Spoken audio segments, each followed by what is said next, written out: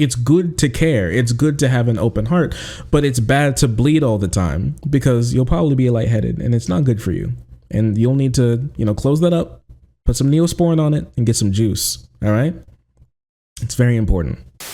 Listen, guys, I've been reading a lot of anti-leftist content recently, whether those be tweets or articles or messages or things along those lines. I found it pretty interesting. I wanted to dig into it a little bit, hopefully to make like the leftist movement better, but also understand people who don't like us, because I think there's always something to glean from that. Either something to understand the people who don't like you more or to understand yourself more. But there's something that you can get from it, right?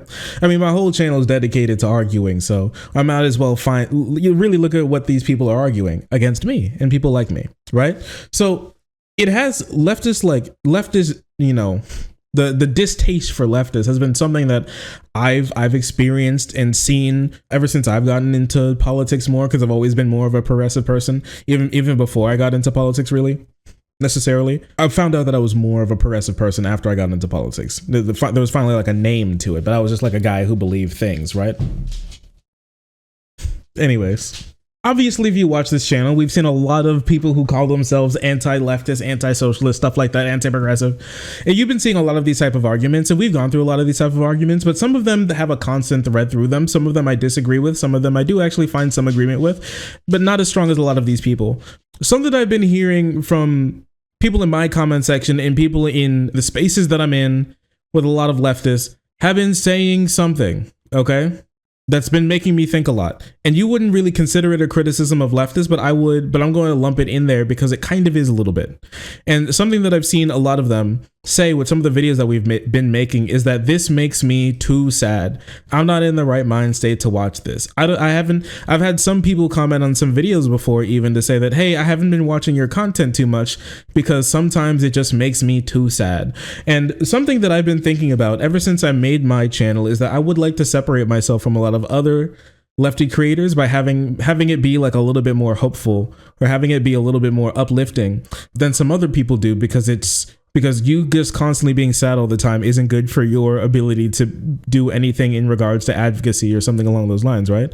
Which is hard to do sometimes with certain topics, but I try and do my best. And some people say I do a good job, and there are a lot of people who are still like, yeah, this stuff makes me really sad. And I can't I can crack jokes and we can have some fun, but at the end of the day, a PDF story is a PDF story. And that's just like kind of how it is, right?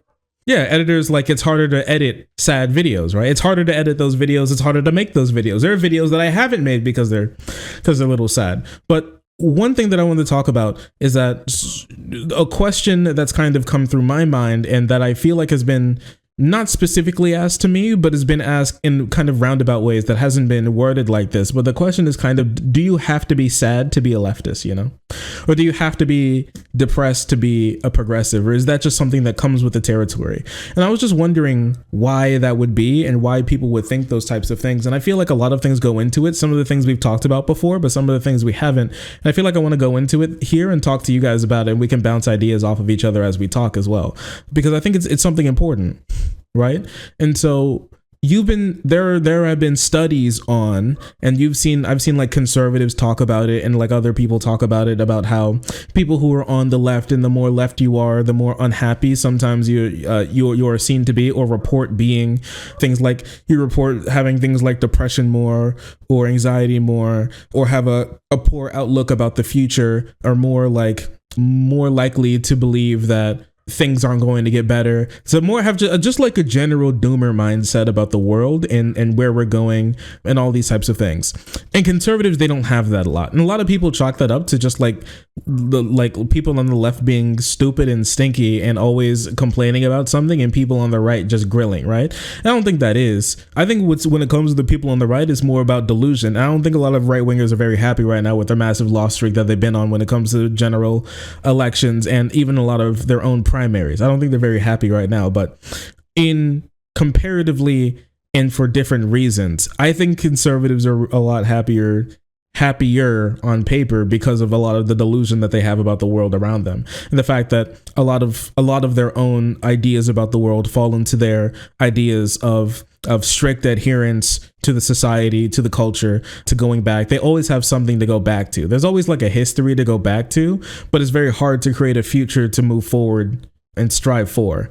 And so I think that's one thing that they always have going for them, is that there's always a blueprint of something to go back to. There's always like an idea, whether that be a delusional one of their like 1950s home where the dad smokes 15 cigarettes for breakfast, and his barefoot pregnant wife, who's already given him 3 children, makes more food for him before like and then like the kids all say, yo, thank you, welcome home, dad, when like when he gets back and there's dinner that's almost ready, right?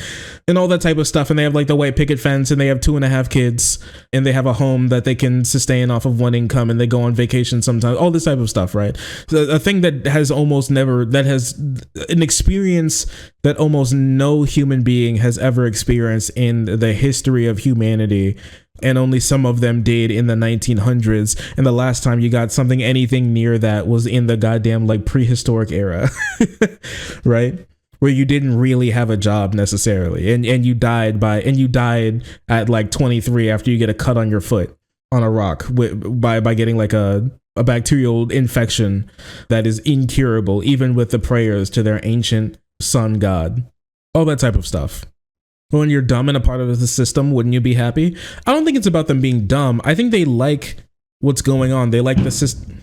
I think they're a part of the system. They like that, and the things that the system upholds are things that they already uphold. The system believes things that they already believe, and they try and say these things when it comes to like the left. But when like companies change their logos to pride flags sometimes while not adhering to any of the principles that people on the leftist progressives would even want them to do as a company, because they just want to greenwash the whole situation. I'm going to call it greenwash. Okay. You've heard of whitewashing. You've heard of pinkwashing. Get ready for greenwashing. That's where you just throw a bunch of money at the situation. That's greenwashing, right? That's where companies do things to make it seem cool by throwing about a bunch of money at it and putting it in your face through ads. That's greenwashing right there. Right? Yes. Like the American dream that never existed. It's harder to make a world that hasn't existed yet. It's very hard to do that. And so you always have reasons. There's always something for you to criticize there. It's very easy. Yeah, you've heard of rainbow washing. Get ready for greenwashing. But on this like cruel world idea, conservatives already believe that the world is cruel, people are cruel, people are mean. You can expect them to be evil. You can expect them not to want things. You can expect them to take advantage of things. And so you should always expect the worst out of people. And you should really only give them like the worst back in many situations. And coming off of this, to prove a little bit more about why they believe these types of things, is why they believe things like the personal responsibility. And if you're in a situation, it's more likely to be your fault than the system that you're put into. And that you need to be the one that gets yourself out of that, because you put yourself into that, because you're being a bad person by making other people's problems your problem, is basically what they mean. And lots of people I would say, and I think there's a good point to it. We would typically say that these people don't like care. Usually more conservative minded people, they usually don't like care about this type of stuff. I think a lot of them are just really big assholes, but I do think they care. It's just like a different type of care. You know what I mean? It's more of like a care to get out of my way, and a care in the sense of they want them to be better, but they don't want to help, and they don't want society to help. They just think that they should get better themselves, or die trying, or just simply die. Many ways that these people can just be massive assholes. And there's like conservative ideals that run through people just being massive assholes. I mean, one thing, and I want to talk about this sometime, it's the gym to fascism pipeline that we've been seeing recently when it comes to these like far right influencers and literal like Nazi groups surrounding themselves with the idea of fitness, with the idea of being strong, both like mentally and physically, and while also denying things like medicine and therapy, and all the only thing that you need is like raw eggs, a jug of water, and a piece of metal or a rock to lift up and put down, and then you can fix like all of your problems there. And even though exercise is absolutely good for your mental health, and you should do it if you have the opportunity to, it will just make your life better. People getting to this type of stuff is difficult or impossible for a lot of people, and that's something that they don't really get because it doesn't fit into their framework of being able to do it yourself, and everybody can fix their own life if they just put in the effort to. And so if you bring up the fact that no, that's actually not true, and or the idea that yeah, they might be able to, but the threshold for mistakes that they're able to make is just way different. It's like if you give somebody 100 bullets in their gun and they've never shot a gun before, and you tell them to hit a target 100 feet away, like in 100 bullets they'll probably hit it once. But if you give somebody one bullet that's never shot a gun before and you tell them to hit a target 100 feet away and they miss and they don't get any more bullets, they don't have any more chances, you can't really say that this person didn't try. When they did, they just don't have the opportunity to fail as much as the person who's rich does. Somebody who's rich can do something and fail a lot of times. Somebody like Donald Trump can have 50 failed businesses under his hands, but your average person can have one and they'll never recover from that. That's just how this type of stuff works, right? I remember I was at the therapist not too long ago, and I was talking about how I could be more productive in the day, and how it's difficult to be productive and all this type of stuff when it comes to my like ADHD and getting a hold of that, and better coping mechanisms, and how to get more stuff done, and how to, set off time and be just like a more functioning human being and a more functioning adult. And he asked me about what I wanted to do that day. And I said, well, I wanted to clean my room, and I wanted to do my sheets, and I wanted to wash my clothes, and I wanted to clean off my keyboard and organize my room a little bit, and then I wanted to do some research for work. And then he cut me off, and then he was like, and save the rainforest and solve world hunger and bring peace to the Middle East. And honestly, as funny as it was to say stuff like that, to say something like that to me, to kind of make fun of the idea that I want to do everything without having the time to be able to do it, he cooked me. And he was right. And he's also right about a lot of leftists as well. And I feel like this is where a lot of the sadness comes in. Having too many things, having too much on your mind that you want to fix, and too many problems that you feel are pulling you to do something about when you don't actually have the ability to do that. And even if you do, to not see much movement in that, and all of these things that you like crashing in front of you, one thing after another, having problems, to be looking at so many things and seeing some things go wrong, some things go right. And this isn't even going into the idea of how social media loves more negative things than positive things to push, right? Which is 100% true as well. But you care about too many things. And that's honestly a big reason for why you're sad. I'm not going to sit here and say delusion is the solution, but a big problem is that we just care about too many things. And that's not necessarily a bad thing in and of itself. It's good to care. It's good to have an open heart, but it's bad to bleed all the time, because you'll probably be lightheaded, and it's not good for you. And you'll need to, close that up, put some Neosporin on it, and get some juice. All right? It's very important. And the Neosporin and the Band-Aid and the juice here would be to understand that you can't fix everything and you can't be involved in everything, right? What are the most successful organizations out there? Okay, what are the most successful organizations out there? Some of the most successful ones are ones that specialize, right? Think about people out there who want to get things done. A generalist, like fix it all, we can do anything type organization or advocacy group or charity is one that can get a lot of people on board and has like a really big tent. But the problem with a big tent is that it needs a lot of structure to hold it up. It needs a lot of people working it. It needs a lot of money coming into it to do a lot of stuff that they want to do, because they have their hands in everything. But some of the most successful organizations out there are ones that care about how many things? One or just a handful. The most successful people out there are ones that dedicate themselves, their lives, their work, their ideas to like one thing. And that doesn't mean you don't have to care about all these other things, but I mean that it's probably better to focus on something. There's a reason when I say that if you want to be involved in organization and politics and this type of stuff, pick something. Pick one thing. Don't pick everything, because you can't do everything. You can barely do one thing, okay? All right, some of you didn't even eat breakfast this morning. You can barely do that. Don't sit here and be like, oh, I need to do this, I need to do that. How about like make your bed in the morning first? Got you. Got it. Mr. Peterson. The ghost of Peterson lives inside me. But in all seriousness, pick one thing. Pick one thing to really care about. Pick one thing to really dedicate yourself to. I don't just say it because it's just a nice phrase to say. I say it because it's something that's really important. You can be pulled in all of these different directions to try and do all of these different things, but then you'll end up doing literally nothing. You can't be pulled in every direction and think you're going to be moving forward. You won't be moving forward. You won't be moving backwards. You'll be doing the worst thing possible, which is not moving at all.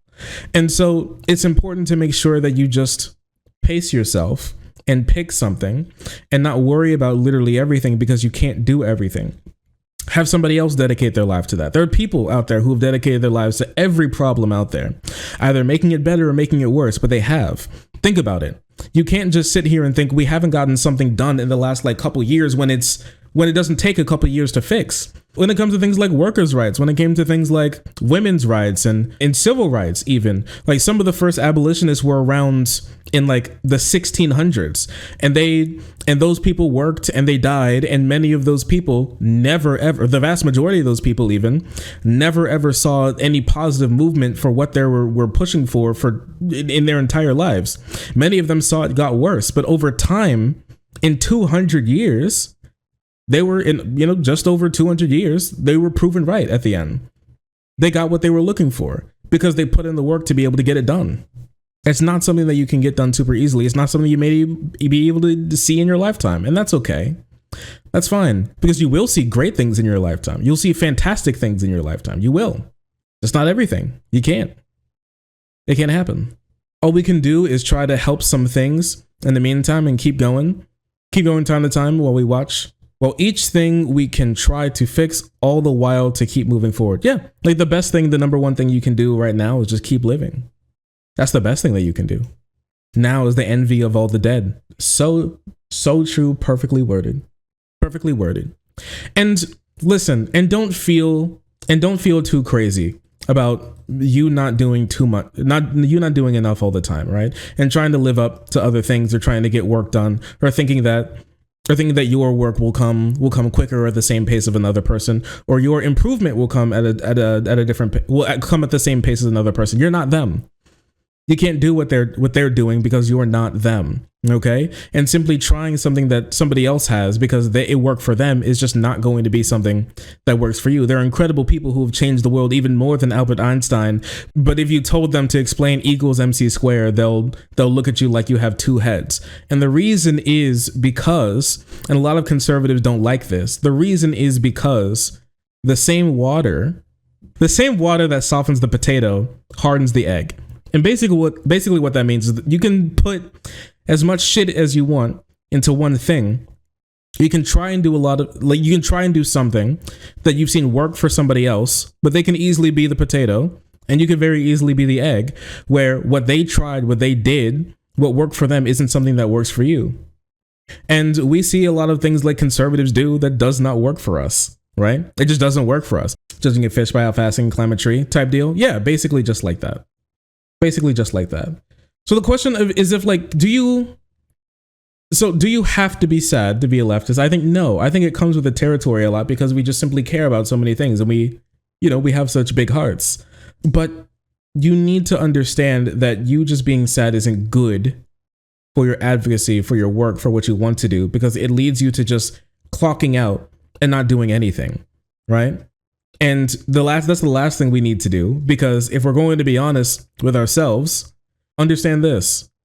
The last thing we need is more leftists, more progressives, more like these people doing less work and not being involved in politics, okay? One of the big problems that we have right now is that not enough of us are involved in politics. Not enough of us are caring, not enough of us are voting, not enough of us are doing these things that are guaranteed to help make the world better.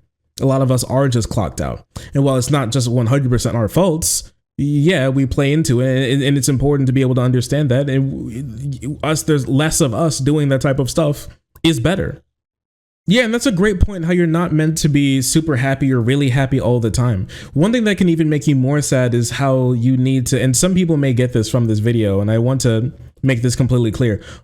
You don't need to be happy all the time. It's kind of like how like the body positivity movement kind of stifled itself, and where I think it really got wrong is the idea that it pushed the idea that you should be happy about yourself and this stuff, and you should be happy with like the way that you look, which is not something that a lot of people can just do, or we should push them to absolutely do. Goes up and down, it trills and chills.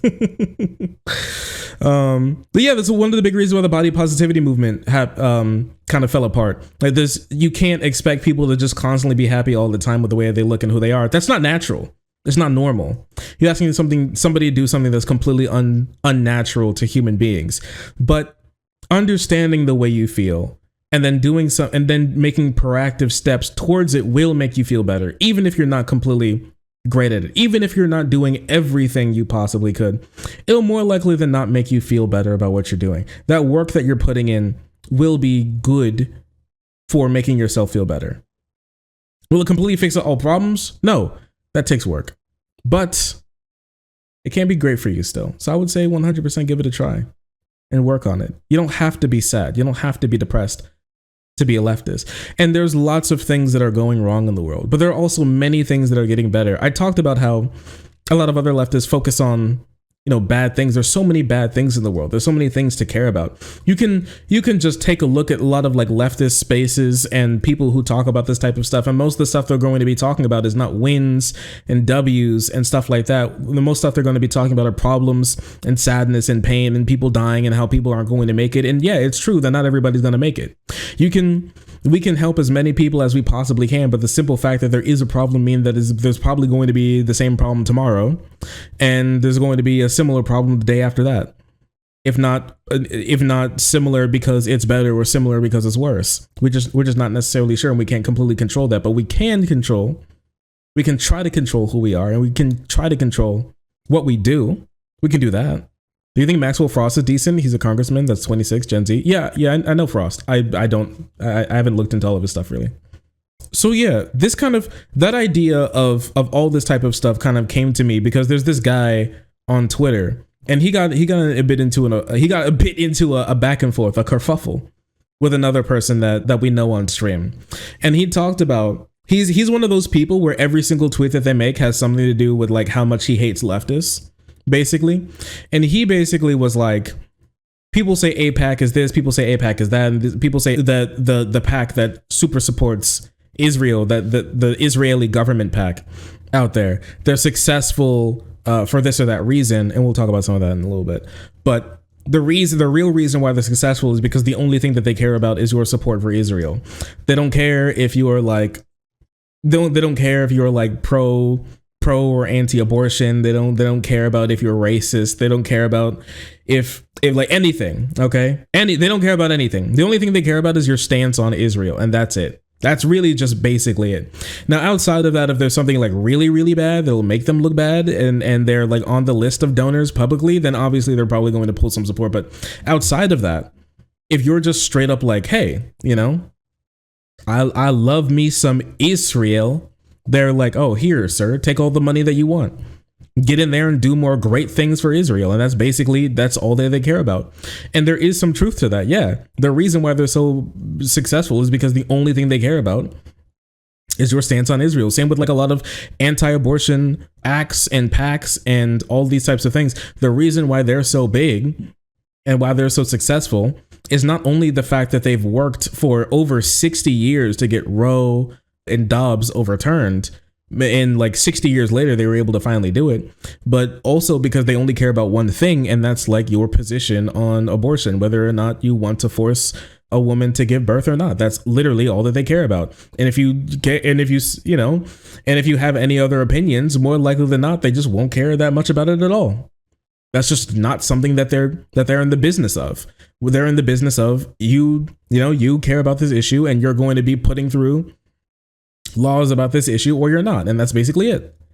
And there is some usefulness in that, specifically because they're able to get more things done and get more people in their pocket, because they're able to, because people don't have to sign on to what this dude described as like a litany, a bevy of progressive ideals for them to even want to even start to support you. So I mean, and there is some truth to that, because I'm going to be honest, a lot of leftist like organizations, PAC, stuff like that are more like, aren't just like, oh yeah, sign on to we care about your position on Medicare for all. Do you like Medicare for all or not? It's like that, and then it's also abortion, and then it's also immigration and your specific immigration policy, and then your climate policy, because that's really important, your climate policy as well.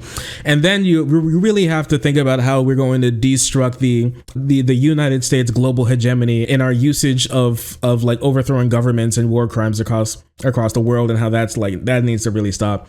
Oh, and also if you really think about it, I mean, the homelessness issue, like that's a really big domestic problem here that needs to be overdone. And also like the expansion of the also the expansion of the police state is something that we really need to get on to. Like there's just so much stuff. There's so much stuff. And are all those things good? Yes. They're fantastic. But it's harder to get people to rally around like a massive bucket of things than it is to just have a bunch of people for just like one thing. And then there could be a lot of crossover as well, but it won't be perfect. You can't have that many like near perfect people. Should they believe that stuff? Yeah. Would it be fantastic? Yeah. Dude, would that make the world better? Absolutely. Is it going to happen overnight just like that? No, it won't. And it sucks. Right? Because and there's no reason why you can't criticize those types of people, but it also means that there are going to be some people in there that we're going to like disagree with, that some of these PACs and organizations will support. And you know, maybe there's just like a couple of things that you would sign on to, but not like everything. But maybe there's more social, maybe there's a more economic one, right? There's all this type of stuff that you can possibly do, but a lot of leftist organizations have you sign on to like a lot of stuff, which leaves a lot of people to be like, nah, I'm good, honestly. You framed how bad it is. We have so many problems. True. We do have a bunch of problems, but that's okay, because we're not a dead political ideology. This meme is in many ways we're a growing political ideology, and that's actually a great way to subject into like, that's a great way to segue into something else that I want to talk about a little bit, is like political representation as well. A lot of people will talk about how there aren't that many progressive politicians out there, and that's true, there aren't. But how there aren't that many like progressives just period out there. A lot of us may get like a big head about thinking about how many progressives are really out there. Only a third of the Democratic Party considers themselves, you know, progressive in like any real big way, right? And some people even call like people like Joe Biden and Nancy Pelosi just straight up progressive, right? Which is, you know, very least debatable. That's a debatable thing to say. I'll just say that because we're not here for all that right now. Yeah, people talk like the last generation didn't have problems. Oh, they had a bunch of problems, and they left us with a lot of their problems. But that's just kind of how problems work, unfortunately. That's just how they work, unfortunately. Anyways, only about a third of the Democratic Party calls themselves progressives, and there are a lot of other people out there who will call themselves progressives and that don't vote. A lot of people who don't vote are actually pretty progressive. Now, there's a lot of people out there who are these days. There are I think a lot more conservatives out there who don't vote, but that's for like a pretty good reason. And we won't talk about that here right now, but maybe in a second if we wrap back around to it. We don't need to be the majority of the Democratic Party. Okay, we don't need to be the majority of the Democratic Party. We don't need to be the majority of like Congress. We don't need to be the majority of the House. We don't need to be any of that. There's just no need for it. Would it be great? Yeah. Do we need to do it? No, we don't need to be the majority of the American population. We don't need to be that. What we need to be is a problem for the establishment, a problem for the people in power, an issue, Okay, because that's what politics is really about. It should be about making problems and solving problems. And more people would like to say solving problems, but many times, especially if there's a profit motive involved, it's about causing problems, but those problems are caused specifically to fix another problem. Like a war is waged partly to help a company whose profits aren't doing too well. So yeah, I mean, yeah, it caused a problem, but it fixed another one, which is us not having enough money, because infinite money is just simply not enough, as you know. What we need to be is an issue. The biggest thing and best thing that we can do is specifically forcing the Democrats and the people in power to take us seriously and to not ignore us. That's the biggest thing that we can do. Become essential. And then constantly cause problems is the best thing that we can do as a political ideology working in the country. And and that may sound bad. And I know a lot of like vote blue, no matter who Democrat is being a part of, like being a Democrat is a part of their like a personality, are going to hate that type of stuff. But what we need to do is cause as many civil rights organizers and activists call it, causing good trouble. It's causing good trouble. That's the best thing that we could do. Making it so that Democrats have to do things like have better takes on like abortion, the environment, on wars, on Gaza, right? On Israel, on like women's rights and racism and all this type of stuff. Making them be forced to have better takes on that to be able to win our votes are the biggest thing on the social safety net are the biggest things and best things that we can do right now when it comes to advocacy. And I'm not even talking about on the federal level, because so many things happen on the federal level that don't even have much to do with your like personal life. Okay, we talk about Congress a lot, but at the end of the day, more likely than not, Congress doesn't have anything to do with your life on a day-to-day basis, and they just don't, right? A lot of things that they could probably fix that are in your life, but a lot of things they absolutely can't, like housing prices. That's not something that Congress can just wave their magical wand and then fix. There are things that they can do to help alleviate it, but just fixing it outright, no, absolutely not. That they're not going to be able to do that. Many problems in your local area are caused by your local politicians. It's very easy for your local politicians to basically not do anything and not have to worry about consequences because nobody knows who they are. Okay, do you know your mayor right now? Do you know your mayor? Do you know the person in your state house that represents your district? Have you seen that person before? Have you ever seen them? Do you even know the name of your own governor?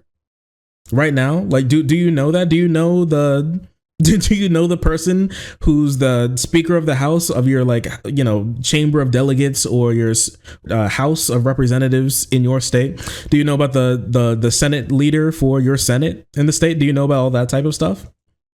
Do you know that? A lot of people they can't answer that question, which is a massive problem. Which is why a lot of progressive organizations recently are working on a ground level to get this type of stuff done. Because at the end of the day, that's where real change happens. Like in Dallas, where they were able to use the city's budget to be able to buy out an entire hotel and then turn the hotel into hundreds and hundreds of permanent and temporary housings for unhoused people and people having housing issues in the city and outside of the city. That's an incredible thing.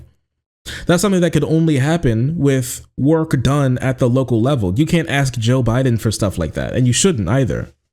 There are 66 socialists in my city, not a lot. You mean in having representation, like in your local government? Or are you just talking about in your city 100%? I don't, because there's probably more than that in your city, unless you have like a really, really small city. So they make your positions more popular, so they have to adopt them. A bit, but they don't even necessarily have to be that popular, because at the end of the day, your average American doesn't care about that much. Like we don't like to talk about this too often, but your average American really doesn't give a shit about basically anything. Like your average American gives a shit about how much is coming out of their taxes at the end of the year and how much is the price of cheese, like sharp cheddar cheese at their local Walmart. That's what your average American cares about. Honestly. And outside of that, you can poll them and you can be like, oh, do you support this? Do you support that? And they'll be like, yeah, sure, I guess. But if you ask them, is that something that you actually care about voting on? The answer is probably no. They probably don't give a shit. That's probably if the politician that they voted for was like, we're gonna make your life like slightly less expensive, but we're also going to drop a nuke on like 57 newborn brown children. They'll be like, yeah, that's unfortunate for them over there, but like, my bacon package, my pound of thick cut Maplewood smoked bacon from Walmart being $8 is just a little too much. $7.50 max. Right? That's why I'm so politically active, to undo that. That's true, but also it's a bad thing because people don't like it. It's not something that people are going to care about that much. But it's also a good thing because that means that we can get that stuff done and people will be like, yeah, that's great.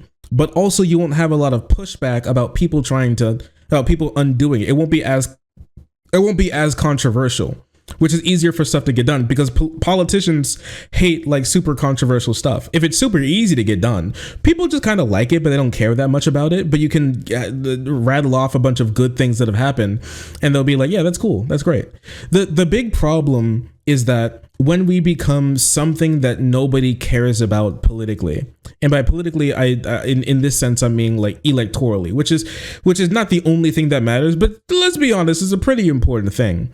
Not being somebody that no politician cares about electorally is probably one of the worst things for making the world a better place, because a lot of that change comes electorally. Okay, here's basically what I'm saying is that I love Bernie.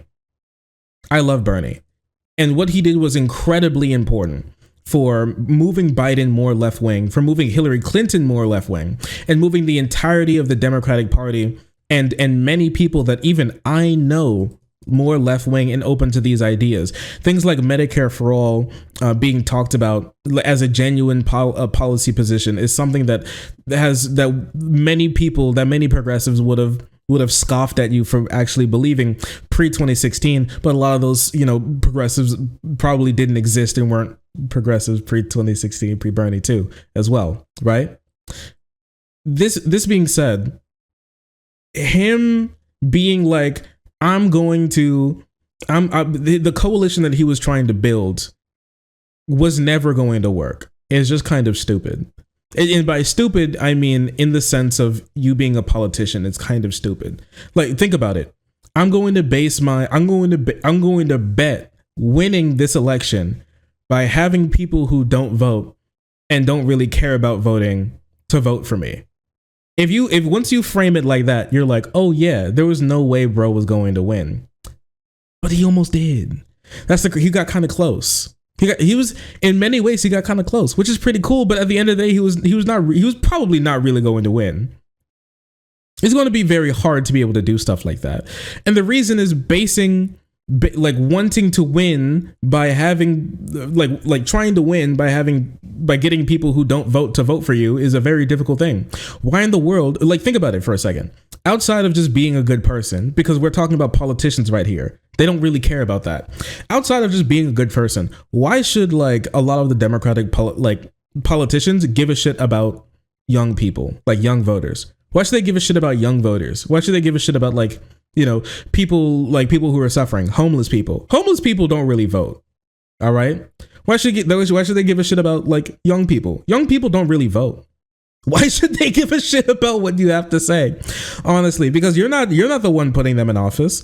Yeah, they might technically be your constituent, you're technically their constituent, but dirt also doesn't vote. And that's basically what they think. Why in the world would they care? They can anger you as much as they want. What are you going to do? Not vote for them? Oh wait, you already don't. Right? Why should they care? Why should they care? Right?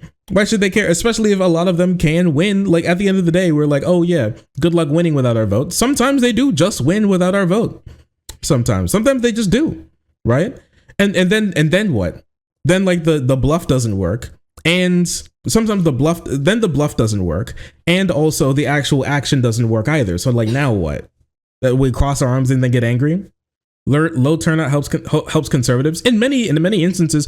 With the last election that we had, the last general election with a lot of those special elections and the governorship, the votership was down there too, but Democrats still outperformed the polls. They still did kind of fine, right? They still did kind of fine. And that's just That's just how it is. Sometimes they don't always need our vote because they base their politics already on people who do vote and who are problems in their in their constituency, right? Why do the Democrats right now listen to people like why do they listen to people like Connor Lamb in the House but don't listen to people like AOC as much? Is because they just don't cause as many problems. They just don't, right? There aren't that many of them to cause that many problems, and when it's time for them to cause a lot of problems, they kind of have to fold a little bit because they're a part of like a massive organization. But that's the best thing about activists, is that we can be circling, we can satellite that organization without genuinely being a part of it, so we can have some sway without being completely beholden to the things that they do, which is great. That's literally our job. Right? And so being essential and then causing problems is the best way to get whatever you want. It kind of reminds me a little bit of like back when I worked at McDonald's. I was like one of the best workers there. I'm not trying to brag or anything. It's because I showed up mostly on time. I was never more than like 3 minutes late usually. And like to clock in. Okay. And like the customers like me, and I got like almost all of my work done. And was able to help other people, and was genuinely just a nice person to be around, which you cannot say for like a lot of people who work at McDonald's. They got a lot of stuff going on in their life. Okay.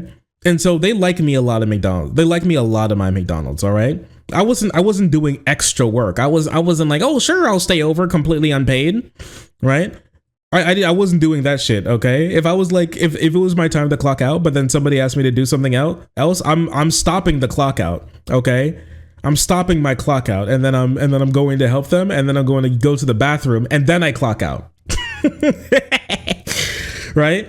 Or if I do clock out and they ask me to do something, I like tell a manager, I'm like, hey, help me clock in again. Put me in, coach, and then I'll help you. Right. But I did good work. And then, I was looking at my paycheck. I was like, I think I should be paid more for this, because there are times when I've absolutely did more than one person's job. And I'm like, I think I should be paid more than one person. And so I was like, well, I'm just thinking about leaving. And they said, no, you're not. Now, obviously, you can't do this all the time. And the big reason, and that's why we love collective action, isn't it? Because like one person leaving sometimes is like, oh no, you can't. Oh no, who gives a shit? Anyways, but the entire workforce leaving, all of them being like, we need to get paid more, or else you need to fuck off, is something that's a massive problem. But it was a small store, so obviously me leaving, who does like a lot of the work, is going to be way worse for them. And so they specifically were like, yeah, like I'll give you whatever you want. And you know what? I got a pay raise and better hours out of that too, is because, and the reason why isn't just because I like had the managers in my pocket or something. I had friends I got friends in high places. I did indeed. But the main reason is because I made myself essential, and then I started causing problems. I made myself essential by being one of the best workers, and then I started causing problems by saying that I'm going to leave. Right.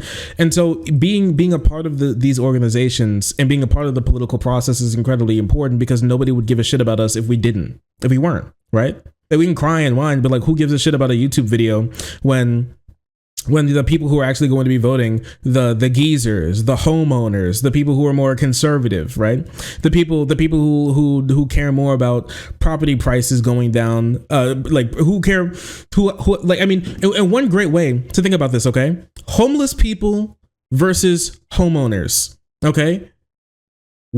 Think about it. Why do politicians care more about homeowners than they do about homeless people? And it's not just simply because, like, and you can't just type in, yo, capitalism, Lamau, right? And even though that is obviously a point to it, the reason why they care more is because homeowners vote and homeless people die on the street. That's the end of the day. At the end of the day, that's why. That's why they care more about them, because homeless people aren't the ones who are going to be showing up at town halls. Homeless people aren't the ones that are going to be advocating against them. Really, they're too busy dying on the street to be able to do that. When homeowners, those like geezers, the like 50-year-olds, the Gen X who want to maintain property values, are the ones who care. The homeless people who want housing prices to go down so they could afford a home, or at exact ends to the homeowners who want property prices to go up because that means that they're able to refinance, they're able to like remortgage their home and then get extra money out of it. Somebody obviously wants property prices to go up. Like somebody who already owns a home wants like property values to go sky high. Right? If you own like a $300,000 home, and in the next like 10 years, the price of that home goes up to like 1.3 million, obviously you love that, because then you can sell your home and then boom, you're a millionaire, right? It's one of the best investments that you can make as a homeowner. And the funniest thing about it is that it usually comes paired with one of the best investments you can make, which is buying a home, is now completely ran by speculation and then people just trying to make a quick buck, instead of it being sacred as a place, as like places where people live their lives and start their families, and it's the most intimate place. Is just like another way to make money. And the reason why that was allowed to continue, that the reason why the 2008 financial crisis was able to happen, is because people are just, those people vote. The BlackRock and the people who own the homes, they vote. They pay into the system. The people who don't, they don't vote. So who gives a shit if they die? What are they gonna do? Not vote for me? Oh wait, they already don't. So that's basically what I'm saying here, right? Is that, yeah, like being a part of it and mattering is very important. And that doesn't mean that we can't criticize them. You should the entire time. That's the point. But us as leftists, we have a lot of problems. But that doesn't mean that we don't have a lot of solutions as well. We do. Instituting them is the hard part, which is something that I think is going to happen. I think the left is better than it has been kind of ever, right? The singular unified front that I've seen from the left recently, as from like 2016, is way more connected, is way more influential than it ever has been. And I think the 2020 election cycle and people talking about, and Bernie's policies being like the number one things that people were talking about, and it being specifically pretty policy focused compared to like every other election that you can think about, which is more about, we believe in the soul of the American people. Like, shut the fuck up, grandpa. Nobody cares. Talk about how you want to make my life better and how you plan to do that. And that's exactly what we got. That's a left-wing progressive thing that was helped push into the cultural zeitgeist, and I hope that it's going to continue. And I've been seeing a lot of those things continue. That's a great thing. We've been seeing a lot more unified fronts. I mean, specifically on like when it comes to the like Israel Gaza and Israel's genocide of the Gazan people, I've been seeing so many more people being focused on this kind of one thing, protesting for this one thing. While there are lots of other things out there that need to be dealt with as well, one thing at a time. Focusing yourself into one thing is something that you can find incredibly rewarding. 100%. 100%, yeah. So I think I've learned a lot from this like anti-progressive, anti-leftist reading. And I think some of the things that they said were true. I mean, obviously we've gone through a lot of the things that I like personally disagree with. We talk about all the time on the channel. But yeah, I personally think this is really important. And I think it's great that we're moving in a better direction with all this type of stuff. I think things are going pretty well. I really do. Can't vote without an address, right? Employee of the month. I did actually get employee of the month. I'm in support of housing from being homeless. Best thing ever. Homelessness is no joke. It was scary. Yeah, I can imagine. Yeah. I think it's important to have other things going on. You know what? That's actually a great point. Some of you all don't have hobbies. I love you. Okay. You're very special. Some of you don't have hobbies. Some of you don't do anything besides think about politics. And that's like sad. You need to get a life. It's so you need to be in other communities where you can just talk to normal people sometime who aren't completely invested in politics, because it helps you understand those people better. And so it helps you like think about the way you can advocate more. People who are more connected to others are just usually way better. It's so much better for you to be able to connect with those types of people. How you can decompress and stuff like that. I'm not. I don't think my girlfriend and a lot of other people believe this sometimes, but I'm pretty what's the word? I'm forgetting it. I remember I said this to you on our date, and I accidentally said submissive, but that wasn't the right word. Remember that? Yeah, I'm pretty introverted. I'm actually a pretty introverted person. What? You laughing? Why are you laughing? Shut up. Anyways, I'm a pretty introverted person, but I remember talking about politics around It may sound crazy.